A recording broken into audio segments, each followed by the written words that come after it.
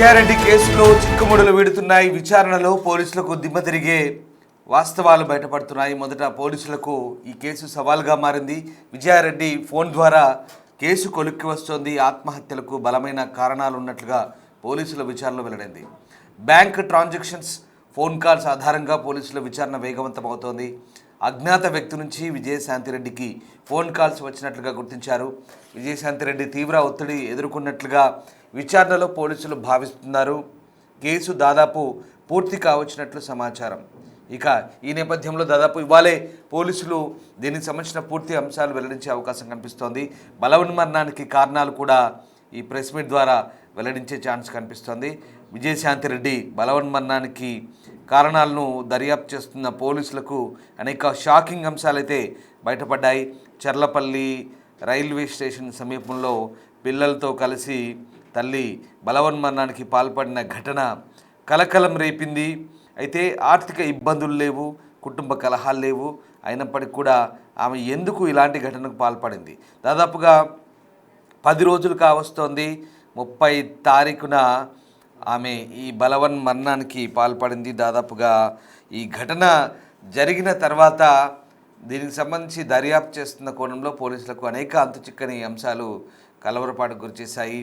చాలా ఛాలెంజింగ్గా, సవాలుగా మారింది. అయితే చాలామంది స్టేట్మెంట్ తీసుకున్నారు, చాలామందిని విచారించారు. ఆమె ఫోన్ డేటా అనాలిసిస్ చేస్తున్నారు. ల్యాప్టాప్ను కూడా పోలీసులు తెరిచే ప్రయత్నం చేశారు.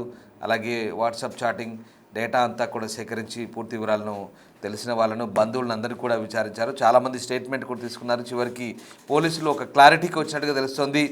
ఇవాళ రేపో బహుశా ఈ అంశానికి సంబంధించి పూర్తి స్థాయి అంశాలు పోలీసులు వెల్లడించే ఛాన్స్ కనిపిస్తుంది. మా ప్రతినిధి దేవిక ఉన్నారు. దేవిక, విజయశాంతిరెడ్డి కేసుకు సంబంధించి పోలీసులు ఎలాంటి నిర్ధారణకు వస్తున్నారు? పూర్తి వివరాలు వెల్లడించే ఛాన్స్ ఉందా?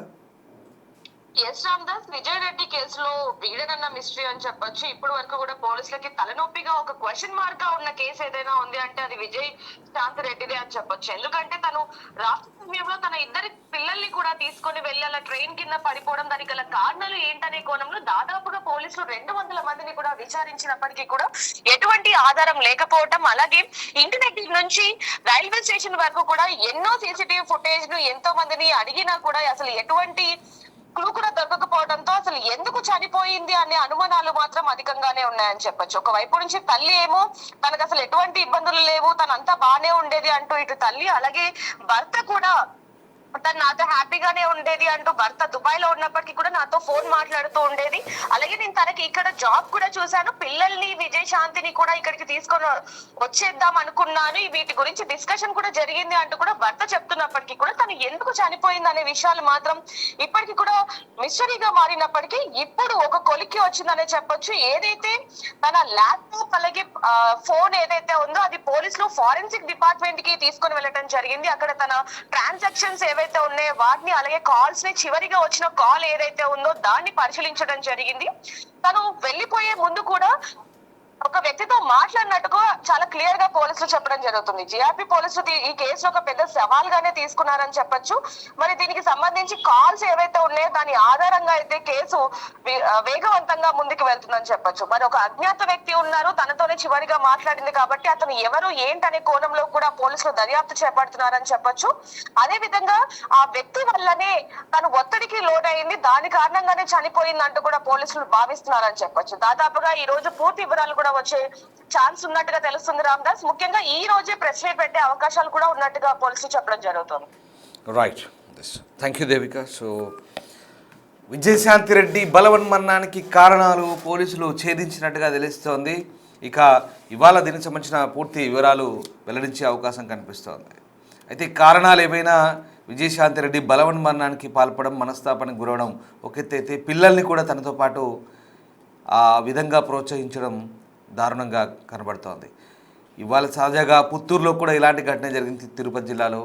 అంటే ఇలాగే సేమ్ ఇద్దరు పిల్లల్ని చంపి తాను బలవన్మరణానికి పాల్పడింది. ఇక్కడ ఒకటే కామన్ ఇష్యూ, వాళ్ళు మనస్తాపానికి గురై జీవించొద్దు అని భావించినప్పుడు వాళ్ళ కన్న పిల్లలు కూడా బతకకూడదని నిర్ణయించుకుంటున్నారు.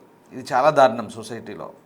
అంటే వాళ్ళు లేకపోతే పిల్లలు ఎలాంటి కష్టాలకు గురవుతారో, ఇక వాళ్ళ బతుకులు ఎలా ఉంటాయో వీళ్ళు ఊహించుకోలేకపోతున్నారు, జీర్ణించుకోలేకపోతున్నారు. వాళ్ళతో పాటే పిల్లల్ని కూడా తీసుకెళ్లేందుకు ఈ ఘటనకు ఇంత దుస్సాహసాన్ని పాల్పడుతున్నానని చెప్పాలి ఒక రకంగా. పుత్తూరు ఘటనలో చిన్నపిల్లలు అనుకోండి, ఇక్కడ మాత్రం విజయశాంతి రెడ్డి ఎదిగిన పిల్లల్ని అసలు ఎలా ప్రోత్సహించింది, వాళ్ళు ఎలా ఒప్పుకున్నారో తెలియని పరిస్థితి. చివరి దాకా కూడా పిల్లలు ఎక్కడా ప్రతిఘటించలేదు, ఎక్కడా నో చెప్పలేదు. మరి వాళ్ళకు తెలుసా? రైల్వే పట్టాల దాకా తీసుకెళ్ళిన తర్వాత కూడా వాళ్ళకి ఆ విషయం తెలుసా, లేదా ప్రిపేర్ చేసిందా, తెలియక జరిగిందా, ఏం జరిగిందో నిజంగా అంతు చిక్కని వ్యవహారం ఇదంతా కూడా. పోలీసులు ఈ అంశాన్ని వెల్లడించే ఛాన్స్ ఉంది. ఒకవేళ తాను మనస్తాపానికి గురై ఇక బతకూడదు అనే ఒక బలమైన నిర్ణయానికి వచ్చినప్పుడు పిల్లల్ని కూడా ఆ విధంగా ఆ కోణంలో ఎలా ఒప్పించింది అనేది ఇప్పుడు పెద్ద సమస్య. ఏదేమైనా ముగ్గురిని కోల్పోయింది ఆ కుటుంబం. విజయశాంతి రెడ్డి తీసుకున్న నిర్ణయం ఒక కఠిన నిర్ణయం ఇప్పుడు ఆ కుటుంబానికి నిజంగా పూర్తిగా అసనిపాతంగా మారింది. మరి ఈ ఘటనపై పోలీసులు ఏం చెప్పబోతున్నారు? ఈ ల్యాప్టాప్, ఈ ఫోన్ కాల్ డేటా, ఈ వాట్సాప్ ఇదంతా కూడా పోలీసులు రిట్రైవ్ చేశారు. పూర్తిగా ఏముంది, అసలు ఇంకో అజ్ఞాత వ్యక్తి కూడా ఉన్నాడని తెలుస్తుంది. ఎవరు ఆ అజ్ఞాత వ్యక్తి, ఎవరితో మాట్లాడింది, ఆ వివరాలు ఏంటి, కుటుంబ సభ్యులు ఏమంటున్నారు, భర్త ఏమంటున్నారు, ఇవన్నీ కూడా ఇప్పటికే స్టేట్మెంట్ తీసుకున్నారు. సీసీటీవీ ఫుటేజ్లు గమనించారు. తర్వాత ఆమె వ్యవహార శైలి, కుటుంబ సభ్యుల వ్యవహార శైలి ఇదంతా కూడా చాలామంది దగ్గర వాంగ్మూలం తీసుకున్నారు. అంతా కూడా తెలుసుకునే ప్రయత్నం చేశారు. అయినప్పటికీ కూడా విజయశాంతి రెడ్డి కేసులో చాలా మిస్టరీగా ఉన్న పరిస్థితి. నిజంగా ఏంటి అంత బలమైన కారణం ఏంటి? ఆ వ్యక్తిగత అంశాల సంబంధించి కూడా పూర్తిగా లోతైన దర్యాప్తు చేస్తున్న క్రమంలో మరి ఏ అంశాలు బయటపడ్డాయి, పోలీసులకు ఏం నిజాలు తెలిసాయి, అసలు ఏంటి, ఎవరు అజ్ఞాత వ్యక్తి ప్రస్తావన వస్తుంది, ఇక్కడ ఏం జరుగుతుంది, అసలు ఎందుకు, సరే ఏదున్నా ఏది జరిగినా ఇంతలా చావుకు ప్రేరేపించే కారణం ఏమై ఉంటుంది?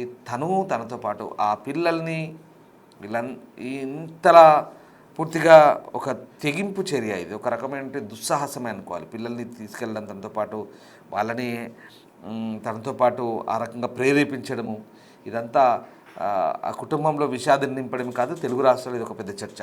సో దాదాపుగా కేసు పూర్తి కావాల్సినట్టు తెలుస్తుంది. ఇవాళ పోలీసులు ప్రెస్ మీట్ పెట్టి మరి బలవన్మరణానికి కారణాలేంటి అనే అంశాలు వెల్లడించే అవకాశం ఉంది. ఇది ఒక మిస్టరీ తెలుగు రాష్ట్రాల్లో.